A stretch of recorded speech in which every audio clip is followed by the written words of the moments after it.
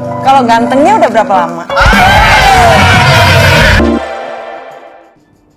Belakangan ini rumah tangga Nagita Slavina dan Raffi Ahmad diterpa isu negatif. Hal ini tak lain dan tak bukan berkaitan dengan seorang wanita. Sosok Nita Gunawan banjir hujatan manakala dicap wanita pengganggu laki orang. Kabar dugaan perselingkuhan Raffi Ahmad pun tersebar seantero Indonesia. Apalagi saat Nita Gunawan menyebut suka dengan Raffi Ahmad jika ayah Rafathar ini single. Derayan hujatan tak pelah menghampiri Nita Gunawan dan Raffi Ahmad. Bak lepeh cinta Nita Gunawan, Raffi pun kembali memberikan jawaban soal kabar dirinya dengan Nita Gunawan. Ia menegaskan hubungannya dengan Nita Gunawan benar-benar hanya teman. Raffi Ahmad klarifikasi soal isu dekat dengan Nita Gunawan. Ayah Rafathar berulang kali sudah menyebut bahwa hubungannya dengan Nita Gunawan hanya sebatas teman, namun gosip di luaran sana terus berkembang.